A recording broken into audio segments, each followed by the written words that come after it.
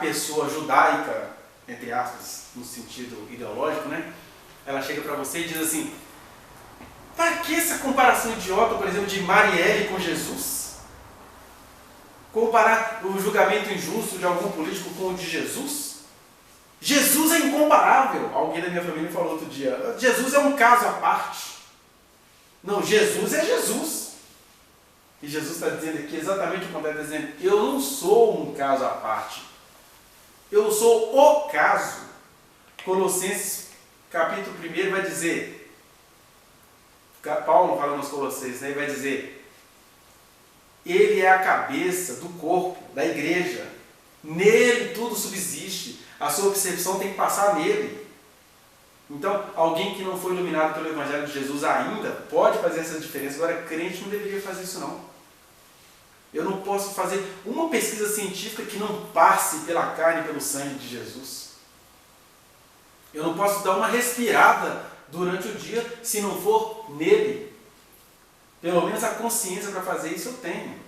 Então Jesus não é um caso à parte. Por que eu falei aqui no começo que ele é ao mesmo tempo Deus que se fez homem e ao mesmo tempo o ser humano que mais foi submisso a Deus? Para te dizer que ele não é um caso à parte. Ele está dizendo: aprendei de mim que sou manso e humilde de coração, e aí é que encontrareis descanso para as vossas almas. Por que as almas aqui andam tão cansadas? Porque conhecem Jesus como se relacionam com qualquer ídolo. O que é o ídolo? É alguém que você prefere adorar a sua performance. O Axl Rose jogou uma cadeira nos fãs. O importante é que no show ele tem uma performance maravilhosa.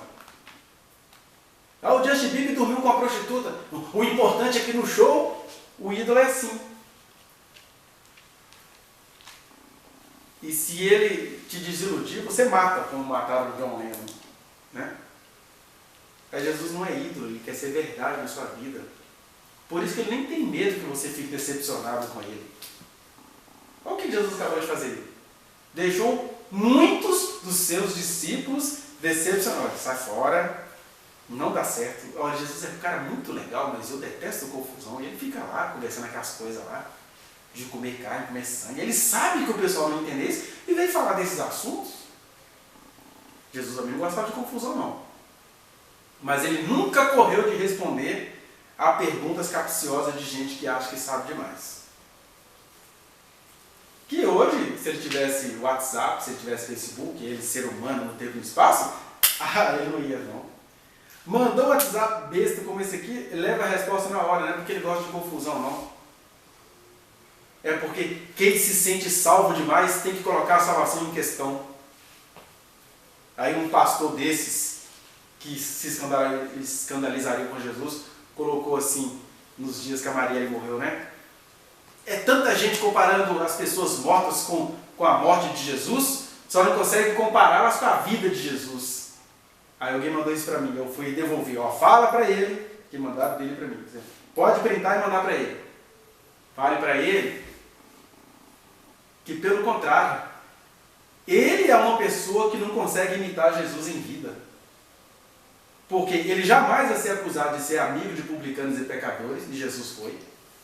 Ele jamais vai ser acusado de ser glutão e bebedor de vinho, e Jesus foi acusado disso. Ele jamais vai ser acusado de mentiroso, porque ele é tão correto que todo mundo fala assim: ele não mente, mas Jesus foi acusado de mentiroso. De maneira que ele é tão correto que ele nunca seria acusado como Jesus foi. Qual que é a glória de Jesus? É ser passível de todas as más impressões e ser justificado por todos aqueles que o conhecem. Mas o religioso não. Ele fica com raiva de você comparar a morte de alguém que morreu justiçado com a morte de Jesus, porque ele não tem nada na vida para imitar Jesus. Eu tenho medo de gente que é tão correta que nunca será acusado de nada. Vocês estão vendo aí os católicos com um conflito em relação ao Papa. Porque o Papa tem a humildade de dizer: gente, a vida é muito gelatinosa e nós somos chamados para acolher. Mas os corretos, não, nós somos chamados para separar o joio do trigo, corrigir, é o certo e o errado. Essa coisa meio assim, porque Jesus era assim. E ele falou, olha, eu quero que vocês aprendam de mim, que as coisas não se resumem àquilo que a gente vê. Quero que vocês aprendam de mim, que quem ama como eu amei será julgado como eu fui. Quero que vocês aprendam de mim, que eu, que não cometo pecado, quando eu vi a sujeira do pé de vocês, eu lavei os pés de vocês e queria que vocês lavassem o pé do mundo inteiro. É isso que é comer da minha carne e beber do meu sangue. E o que é comer a carne de Jesus e beber o sangue de Jesus? Porque ele fala assim, as palavras que vos falo são espírito, ele está dizendo, entenda o que eu estou dizendo. Vocês estão aí com medo de comer carne de judeu da Galileia e beber sangue de Capial de Nazaré? Não é disso que eu estou falando, não, deixa de ser boa. Aliás, vocês sabem que não é disso que eu estou falando. Mas vocês vão usar isso para fazer meme. O que eu quero que vocês compreendam é outra coisa. É que eu não sou um caso à parte. Eu sou o caso, ou seja, comer da minha carne e beber do meu sangue é ser quem eu sou. Não falei aqui que Jesus é Deus e homem ao mesmo tempo? Ninguém vai vir a Deus por comer da carne e beber do sangue de Jesus. Mas todos nós fomos chamados a ser tanto de Jesuses por aí.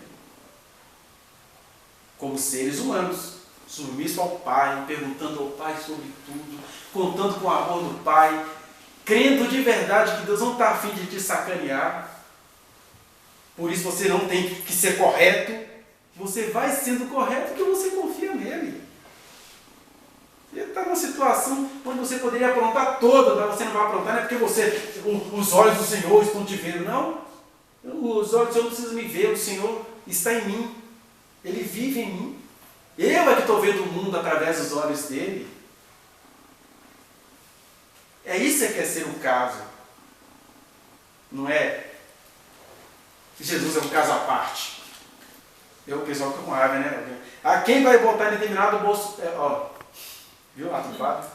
Quem vai votar em determinado candidato, ou você escolhe, ou é esse candidato ou é Jesus. Aí o pessoal fica com raiva. Não, Jesus é incomparável. Mas está dizendo desse espírito, olha, quem tem o espírito de Jesus não consegue votar em determinados candidatos. Aí os outros que são falsos, a falsidade a gente detecta. Aquele é o que ele é. Aí você vê que ele é o escracho, o escroto, a autenticidade da sacanagem e vai votar nele só porque ele é autêntico na sacanagem? O que aconteceu com os filhos de Jesus da nossa geração? Como é que eu não posso dizer uma coisa dessa? Eu vou dizer sim. Quem come da carne de Jesus e bebe do seu sangue, ou seja, quem incorporou Jesus, num certo sentido, e ao mesmo tempo se desenvolveu nele, não consegue entregar o poder a gente que é tão sincera quanto perversa. Chore se quiser, doa quem doer, pragueje. Porque Jesus ao vivo falaria para você, pragueja, desabafa mais. Por um simples fator. Quem Papai do Céu me deu, vai vir a mim. Se você está bravinho, é porque a mim você não vai vir. Que Papai do Céu não te deu para mim. Vocês entendem agora por que ele foi crucificado, né? Gente boa não aguenta isso não. Gente boa... Já teve uma conversa assim, você está conversando? Os caras já querem pegar pedra, vocês vão ver nos evangelhos, vários episódios onde Jesus estava numa boa falando e os caras pegavam pedra, jogavam ele do morro, ele tinha que escapar. Tudo gente boa fazendo isso. Porque são tão bons quanto a pessoa na qual eles querem votar. Porque são sinceros. Agora, existe dois tipos de sinceridade. Tem aquela sinceridade que sincera é sem cera, não tem cera, não tem maquiagem.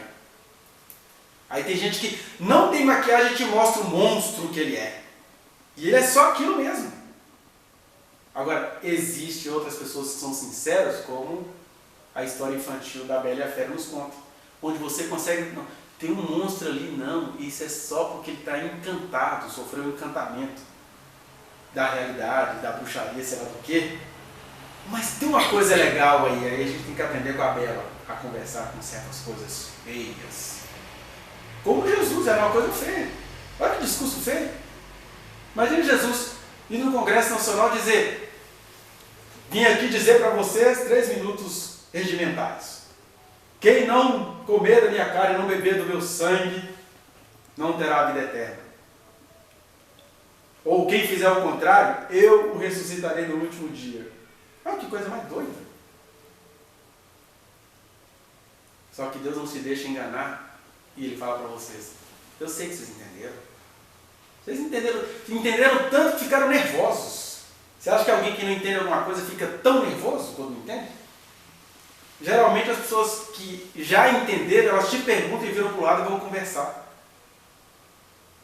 Isso acontece muito na pessoa. O que você acha disso? Não quer saber da sua resposta, porque ela já entendeu. Uma pessoa que é crente faz muito isso. Agora, uma pessoa que segue a Jesus mesmo, que tem comunhão íntima com Jesus, vai ser bem-aventurado com Ele até nesse aspecto. De falar: puxa, entendendo o que eu entendi hoje, lendo esse texto extenso, eu vou perder o medo de viver. Não vou ser um kamikaze e sair por aí para morrer. Mas quando a morte chegar perto de mim, eu não vou ter medo dela. Porque Jesus não está convidando ninguém a ser louco, desembestado, afrontando os outros por aí, indo no museu orar por essa pouca vergonha do país. Pelo contrário, ele só queria que você recebesse quem não está no museu. Recebesse. Às vezes o receber é também ir. Mas é ir como quem está indo perdendo. Porque eu não estou indo no meu nome. Até indo, eu tenho que entender que só vai me atender aquele que o Pai trouxe para mim. E também, se não me atender, é porque o Pai não te trouxe para mim. Isso a gente fala com autoridade religiosa, cheia de convicções, como as que Jesus estava falando. Mas se é uma pessoa que não te entendeu, como aquela aluna que falou que ia mandar Deus tomar naquele lugar se ele aparecesse para ela, pode ter certeza, Deus nem se ofendeu. Um ser desse nem existe no mapa da humanidade. Geralmente viram os melhores pregadores do Evangelho, quando não viram gente chata, né? Irmão, porque na minha adolescência eu falava que eu mandava Deus tomar naquele lugar, eu quero que vocês é que tomem naquele lugar com o Evangelho. Aí ninguém aguenta, né? Vai para outro polo. Tem gente que é chata, e aí vira chata em nome do Evangelho. Tem problemas sérios de personalidade e se esconde no Evangelho. Mas não foi isso que Jesus veio fazer. Mas, finalizando aqui, toda essa palavra que a gente leu foi para dizer isso, gente. Jesus não é o caso à parte, um caso à parte. Ele é o tudo, ele é o nosso tudo, ele é a nossa convicção. Quando você entender isso, até para consertar um software do seu computador, você vai contar com ele. Porque quando a Escritura diz que ele ressuscitou, não é aquela coisinha para você comemorar no dia da Páscoa, que ressuscitar! Ressuscitou significa, puxa vida, ele ressuscitou de alto a baixo, da esquerda à direita, ele ressuscitou e preencheu todas as coisas. Então, se ele preenche o cosmos, ele preenche o micro. Chip. E aqui eu estou falando de loucura de, você vai orar agora para o seu chip ficar consertado? Não, estou falando de você dizer: Jesus, cada pensamento meu que passa na minha cabeça, se não for em ti, eu nem quero. Ai, que pensamento esquisito. Todo aquele que o Pai deu a Jesus, vai a Ele. Não tem nada do que eu faça aqui, nem na minha vida, nem em algum outro lugar, que não seja nele. Porque eu digo que alguma dessas coisas for fora dele, eu tentei fazer algumas coisas fora dele, me lasquei todinho. Né? Ainda tive a graça de ser livrado dele, de ser livrado por ele das mãos dos homens. Mas eu sei que eu me lasquei. Porque eu não consigo fazer nada fora dele. Né? Mas ele é tão maravilhoso que ele deixa até os outros com raiva do livramento que ele nos dá. Porque ele sabe que quem nasceu para agir nele também sabe se arrepender nele. Mas quando vocês ouvirem alguém bravo aí falando que Jesus é um caso à parte, que Deus faça você ficar doidão como Jesus ficou aqui. Fique surtado e comece a falar. Quem acha que tem Jesus não deveria nem conseguir pensar que ele é um caso à parte. Tipo assim, quando eu estou lendo a Bíblia, eu estou devoto a Jesus, mas eu vou votar naquele sujeito. Meu Deus do céu. O que aconteceu com esse povo? Sabe o que aconteceu com esse povo? São de Jesus, pode até ser, mas precisam se converter. Por favor, entendam bem. eu estou aqui falando de uma tendência político-religiosa, mas eu também não estou apontando em quem você deve votar, não. Eu estou apontando um ícone, ou 2 ícones, ou 3, nos quais aqueles que dizem seguir Jesus estão bancando Judas, estão tão lógicos que acham que Jesus é um caso à parte, traindo Jesus na cara dura.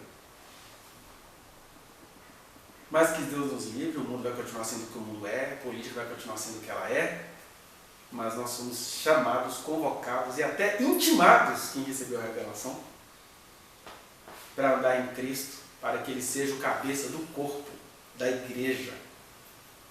Que você não sabe existir nele, porque nele tudo subsiste.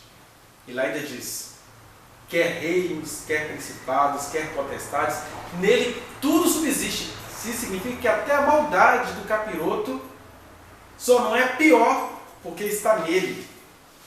Porque ele é tão ele que ele sabe governar o mundo até com o capeta fazendo trairagem no meio dele. E na verdade o capeta nem é preocupação de Jesus, porque ele já está julgado. A preocupação de Jesus são as mentes que ele iluminou, eis que a luz se revelou, mas os homens, ele está se referindo aos homens que receberam a luz, eles amaram as trevas, porque a luz estava mostrando o coraçãozinho deles, eles são bons demais para serem revelados, não pode. Mas, quem o Pai concedeu ao judeu Jesus? Creu nele? Quem não concedeu ao judeu Jesus? Creu depois e continua crendo? E, em última análise, quem o Pai deu a Jesus está crendo nele na eternidade. Isso inclui cada um de nós. Você pode crer nele com 101 anos, com o pé na cova. Mas quem o Pai concedeu a ele, e o Pai não quer que nenhum se perca, considerará. Ou se converterá. Mas de repente, aprove a Deus, ou queira a Deus que você tenha entendido isso agora. Então não vai ficar velho para crer em Jesus. Creia agora. Use toda a sua energia, inteligência, seus projetos, tudo que ainda está em andamento e fala assim, isso tudo para mim acabou, porque eu preciso agora passar por Ele, eu preciso me refazer nele. Não vou ter nem medo de perder nada, porque se não foi nele, nada me teve valor.